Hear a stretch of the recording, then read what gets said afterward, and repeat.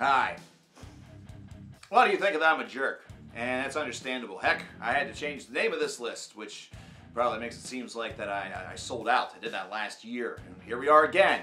2018. Of course, we have great albums, we have bad albums, we have music, we have individuals, personalities. But that also means that for those that are good, that are wonderful to the fans, and just generally give us a nice old big old smile like this, there's also a bunch of them that do really screwed up crap!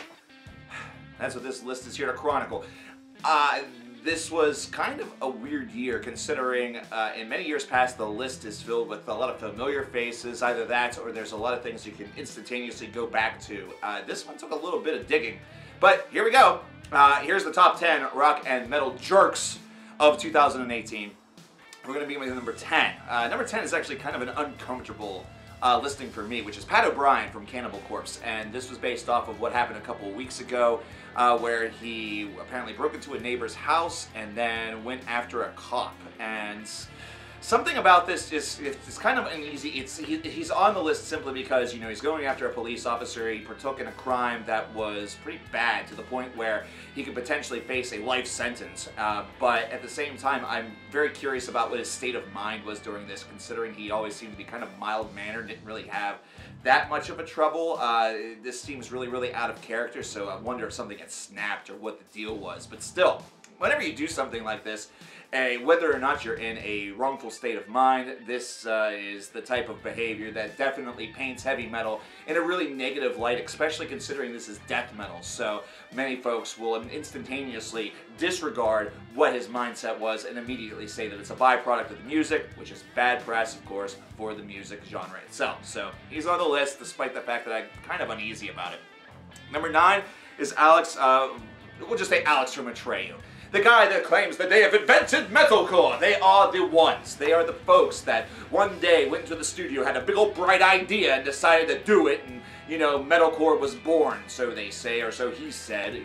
If anything, Atreyu is one of the groups that helped popularize metalcore alongside of other groups such as As They Lay Dying, Killswitch Engage, and even some of the initial offerings of Shadows Fall. In fact, I definitely would throw Shadows Fall in that mix. But metalcore was a sound that was already going in the middle part of the 1990s. It was just one that was not quite as well known and maybe didn't have that term explicitly given to it. Alex, you didn't invent shit. You made a band that has about 2 good albums, and the rest of the stuff that you've done since then has been pretty pathetic, pretty bad. If you remember, there was once an album of yours that was so bad that I decapitated myself. Not really, because head's still here. Ice is amazing. You're dumb. Shut up. Number 8 is Michael Keane. Now, Michael Keane is from The Faceless, of course, and during the calendar year of 2018, Michael Keane lost every other member of his band. And you might think, well, why does that make him a jerk? Well, okay, the man needs help, and he needs a lot of it. This has been something that Michael Keane has been facing for quite a while. It's something that has happened for quite a while with a lot of different bandmates, and it's been due to substance abuse. And you might say, wow, putting him on a jerks list while he has substance abuse problems, that's not very 2018 of you, Cover Killer Nation. Well, the thing is that the guy needs a lot of help, and it's right now causing him to lose the bandmates that were helping him out during the most recent tour, and it's very much damaged his reputation. There are a lot of folks out there that directly after this occurred stated that they would not, or they would refuse to work with Michael Keane based around the substance abuse problems and the fact that this meant that he would go to shows and he would be high. Either that or there would be cancellations. There would be very erratic behavior that would cause a lot of problems and, of course, bad press for the band. Bands are a business, even though you don't want to realize that. Sometimes YouTube can even be a business. Anything can really be turned into a business. And whenever business has a bad egg like this, folks need to think about themselves, think about their families, and their careers. So the rest of the band members leaving The Faceless doesn't really surprise me all that much. My hope, though, is that this jerkish behavior of addiction can be cured through the great help of, substance abuse care, and that Michael Keane will clean up his act because he's a terrific musician. The Faceless is a wonderful band, and I would like to see them go on as opposed to have The Faceless die or Michael Keane die. This is a call for help.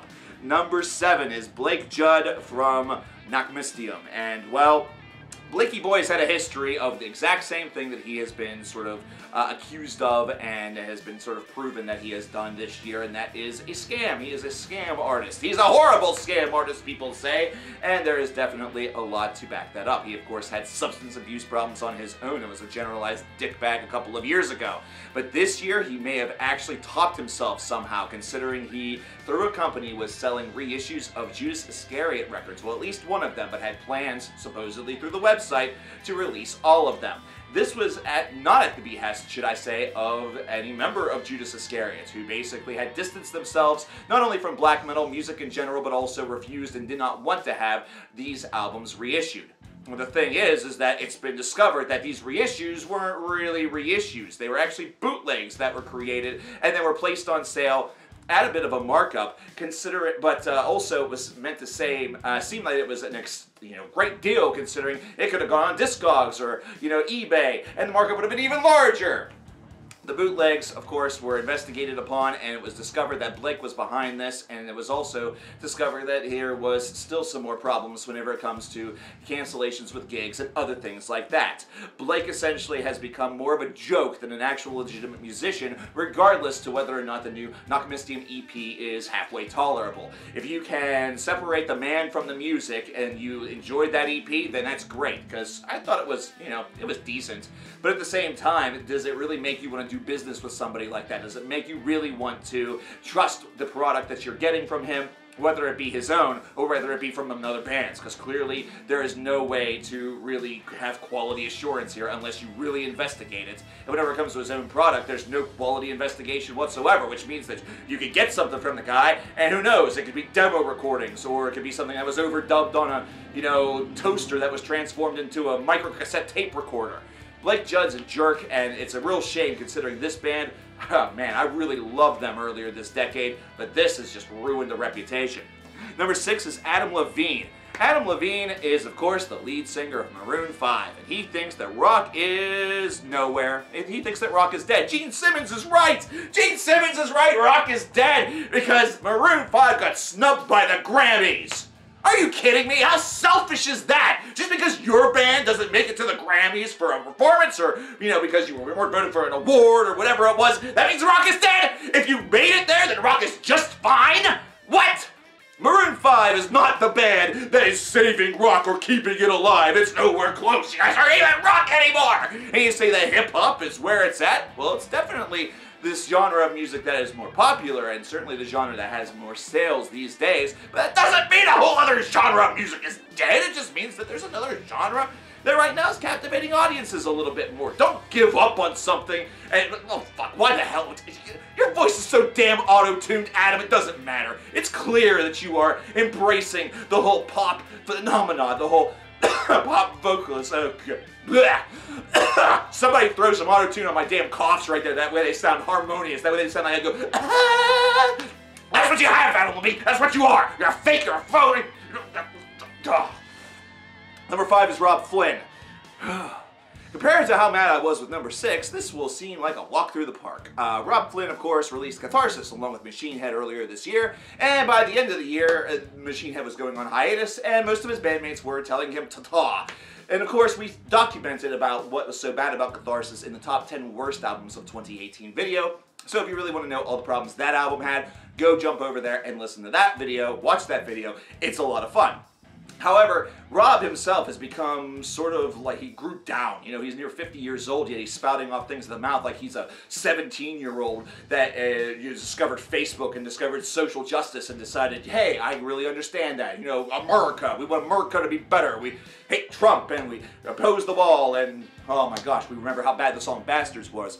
But overall, Robb Flynn just seemed to be an individual in 2018 where everybody just got tired of his antics, including his own bandmates who decided that they were going to pursue other interests. Robb decides that he is going to probably restart Machine Head in a different version or a different, incantation or incarnation, whatever word you want to use. He might use black magic, so it might be an incantation. But regardless, this is something where Machine Head's reputation will never be that which it once was. So he essentially killed his own band, and I guess that's kind of douchey. That's kind of mean to be that mean to yourself. Number 4 and number 3, you might as well just smush them together, and we might as well just call this the Sexual Abuse or Child Predator Power Hour. Although we won't be talking about it for any more than 1 or 2 minutes. And that's Davon from Inquisition and Carl Logan from Man-O-War, both of which were either arrested or it was discovered that they pled guilty to charges that were related to child pornography. Now, I don't want to get into this too deeply, mostly considering the fact that, you know, YouTube doesn't exactly like us talking about these types of things, but I'm just going to say this. This is the only thing I have to say about both Davon and Carl Logan, and really about number 2 as well, but that one deserves a little bit more, you know, depth. Say it with me now. Children are our friends. We don't keep pictures of them on laptops or computers or 8x10s unless they're our own, and they best not be nude! Are you morons? I understand proclivities are out there, and I understand that there are kinks and things that we should not shame because it's 2018 and blah blah blah and Me Too. Well, that kid can't say Me Too that you have the photo of. And the thing of it is that just, it's a little bit logical here. Why in the world would you risk your career with things like this? And I understand that we just got done talking about addictions and stuff like that, but still, this is just, no. If you see a child and think, I should save this, don't do it. Number 2 is Devi Vanity again. If you've noticed, a lot of the people that have been on this list haven't been on the list before. You know, they are new entries. We do not see the Gene Simmonses, we do not see the Ted Nugents, and those from the past that seem to glisten and be that which always was the constant. And that's because this year they've been, for the most part, alright, you know? They've said a couple dumb things here and there, but nothing like Devi Vanity. Mostly because Devi Vanity just a couple weeks ago, this is recent news, folks, finally the Huffington Post and other major media outlets were publishing and posting stories about the sexual abuse that Devi Vanity had promoted against minors, that he performed with minors, not to mention was taking direct quotes from the websites that have been spotlighting this and have encouraged victims to speak out against Devi Vanity now for the near part of a decade. For a decade! We were talking about this 5 years ago! Why is the police not involved? How is this guy still walking among the world? How in the world is that? If I go down somewhere and I steal an apple, I'm in jail by that night. But this guy gets to diddle little girls in their woochie coochies and touches their titty witties for 10 damn years plus, and not the, he has people that work for him that willingly are with, he has a fiance, or did, I don't know if they're still engaged, and she's not half bad looking, so she must be fucked in the head. What? He's able to get away with this for more than a decade and nothing happens. But yet if I were to pull a U-turn in a no U-turn zone, there's a cop right behind me! God damn it! Someone arrest him! Throw a charge against the wall, and like spaghetti, something will stick. And number 1 is Jared Threaten. Is he really the biggest douchebag of the year, or is this just more comical? I think it's more comical, to be perfectly honest. If you don't know who this name is, you're about to. It's pretty funny. Jared Threaten is the lead singer of the band Threaten, which you may also not know of. Trust me, a lot of people that were bookers and folks in Europe, where Threaten was trying to get a European tour started, thought that a lot of people knew who Threaten were. Principally because, from the ground up on Facebook and social media, he built it up to seem like Threaten was the biggest band that was coming out of America over the past couple of months. He had Facebook groups that had 50,000 people strong, supposedly, all of which he paid for. He had photographs of full crowds that never showed the band. He had singles that had tons of views on YouTube, but most of those were generated as well.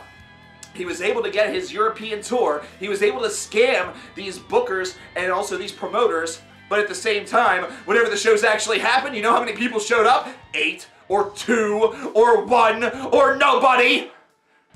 Jared Threaten went to it's amazing.